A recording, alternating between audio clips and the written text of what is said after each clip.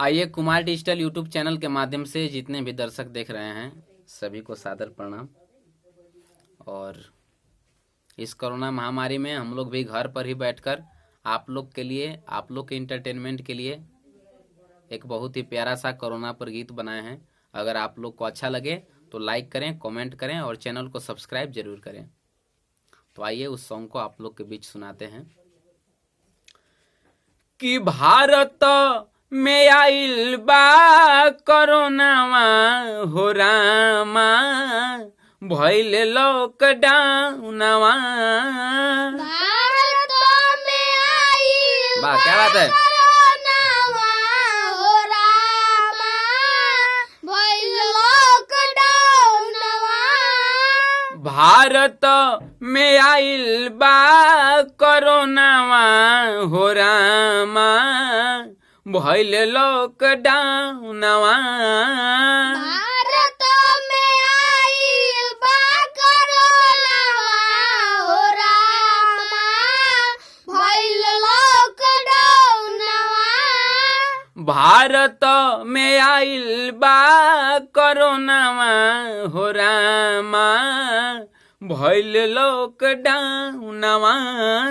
भारत में आइल बा कोरोनावा हो रामा, भइल लॉकडाउनवा। भइल लॉकडाउनवा हो रामा, अरे भइल लॉकडाउनवा हो। भइल लॉकडाउनवा हो रामा, भइल लॉकडाउन। कि भइल लॉकडाउनवा हो रामा, अरे भइल लॉकडाउनवा हो। भइल वाह, क्या बात है। लॉकडाउनवा हो रामा, भइल लॉकडाउन। कि भारत में आइल बा कोरोनावा हो रामा, भइल लॉकडाउनवा। भारत में आइल बा वाह, क्या बात है। कोरोनावा हो रामा, भइल लॉकडाउनवा।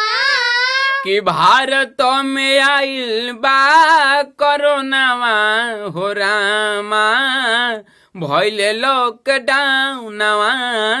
भारत में आइल बा कोरोनावा हो रामा, भइल लॉकडाउनवा। ए हो भारत में आइल बा कोरोनावा हो रामा, भइल लॉकडाउनवा। ए हो भारत में आइल बा कोरोनावा हो रामा, भइल लॉकडाउनवा। ए हो भारत में आइल बा कोरोनावा हो रामा, भइल लॉकडाउनवा। ए हो भारत में आइल बा कोरोनावा हो रामा, भइल लॉकडाउनवा। ए हो भारत में आइल बा कोरोनावा हो रामा, भइल लॉकडाउनवा। ए हो भारत में आइल बा कोरोनावा हो रामा, भइल लॉकडाउनवा। एही चलते चली गईल कई गो के प्राणवा हो। एही चलते चल गइल कई गो के प्राणवा हो। कि एही चलते चली गईल अरे कई गो के प्राणवा हो। एही चलते चल गइल कई गो के प्राणवा हो।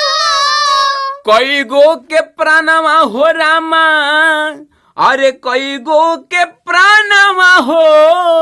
कई गो के प्राणवा हो रामा, कई गो के प्राणवा हो। कि घर ही में कर सन जमावा हो रामा, आइल बा कोरोनावा। घरही में करासन वाह, क्या बात है। जमावा हो रामा, आइले कोरोनावा। कि घर ही में कर सन जमावा हो रामा, आइल बा कोरोनावा। घरही में करासन जमावा हो रामा, आइल घर ही में करसा न जमावा हो रामा आइल बा कोरोनावा ए हो घर ही में कर सन जमा हो रामा आइल बा कोरोनावा ए हो घर ही में करसा न जमावा हो रामा आइल बा कोरोनावा ए हो घर ही में कर सन जमा हो रामा आइल बा कोरोनावा कि यही कारण मोदी कैले सगरो लॉकडाउन हो ए जाने मोदी कहे वाह क्या बात है सगर लॉकडाउन यही कारण मोदी कैले सगरो लॉकडाउन हो एही कारण मोदी कहे सगर लॉकडाउन सगरो लॉकडाउन हो रामा सगरो लॉकडाउन हो सगर लॉकडाउन हो रामा सगर लॉकडाउन कि मानी लो धनंजय के कहनावा हो रामा भइल लॉकडाउनवा मालिया धनंजय के कहना वाह क्या बात है हो रामा आइल बा कोरोनावा कि मान लो तू सत्यम के कहनावा हो रामा आइल बा कोरोनावा मानिलो तू सत्यम वाह। के कहनावा हो रामा आइल बा कोरोनावा कि मान लो तू सत्यम के कहनावा हो रामा आइल बा कोरोनावा मानिलो तू सत्यम के कहनावा हो रामा आइल बा कोरोनावा कि मान लो तू दीपक के कहनावा हो रामा आइल लॉकडाउनवा मानिलो तू दीपक के कहनावा हो रामा आइल लॉकडाउनवा कि मान लो तू दीपक के कहनावा हो रामा आइल बा कोरोनावा मानिलो तू दीपक के कहनावा हो रामा आइल बा कोरोना कि आइल बा कोरोनावा हो रामा आइल बा कोरोनावा हो आइल बा कोरोनावा हो रामा आइल बा कोरोना कि मान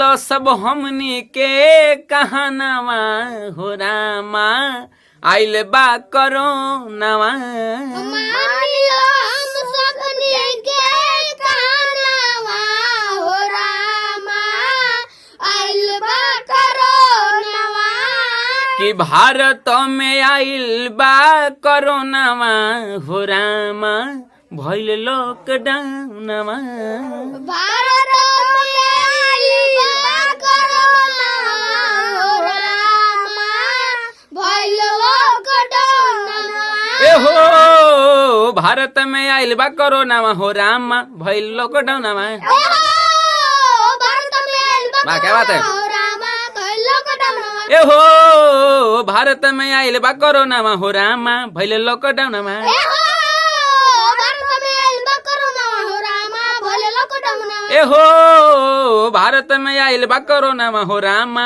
भइल लॉकडाउनवा भारत में आइल बा कोरोना हो रामा भइल लॉकडाउन ए हो भारत में आइल बा कोरोनावा हो रामा भइल लॉकडाउनवा भारत में आइल बा कोरोना हो रामा भइल लॉकडाउन तो आप लोग से रिक्वेस्ट है कि आप लोग भी अपने अपने घरों में रहें और घर में ही रहकर इंटरटेनमेंट करें और लॉकडाउन का पालन करें, अपने घर से बाहर ना निकलें और अपने हाथों को बार बार साबुन से धोएं और नाक मुंह कान को बार बार न छुएं और एक दूसरे से 1 मीटर की दूरी बनाकर रखें और जितना हो सके आप लोग संयम रखें। हमें उम्मीद है कि एक दिन कोरोना हारेगा और देश जीतेगा। मैं दीपक कुमार, आप लोग से रिक्वेस्ट है कि अपने घर में रहें और लॉकडाउन का पालन करें और मोदी जी के दिया हुआ कार्य को सफल बनाएं और एक दूसरे से 1 मीटर की दूरी बनाए रखें और किसी को खांसी जुकाम या सांस लेने में तकलीफ हो तो हेल्पलाइन नंबर 104 पर कॉल करें और एक दिन उम्मीद है कि कोरोना हारेगा और देश जीतेगा। मैं सत्यम कुमार आप लोगों से रिक्वेस्ट करता हूँ, कृपया घर से बाहर न निकलें और बार बार साबुन से हाथ धोएं और 1 मीटर की दूरी बनाकर रखें। लॉकडाउन का पालन करें। हमें उम्मीद है कि कोरोना हारेगा और देश जीतेगा। और सबको एक साथ बोलो कि अगर ये सॉन्ग अच्छा लगे, अगर ये सॉन्ग अच्छा लगे तो चैनल को लाइक करें, कमेंट करें और चैनल को सब्सक्राइब जरूर करें, ताकि जो भी हम लोग का लेटेस्ट अपडेट रहेगा सबसे पहले आप तक पहुंचेगा। तो एक बार बोलो, कोरोना हारेगा, देश जीतेगा। कोरोना हारेगा, देश जीतेगा। जय हो। अगर आप चाहते हैं कुमार डिजिटल चैनल के ऑडियो वीडियो सबसे पहले आप तक पहुंचे तो लाल बटन दबाकर चैनल को सब्सक्राइब करें और हाँ, बेल आइकन को दबाना ना भूलें।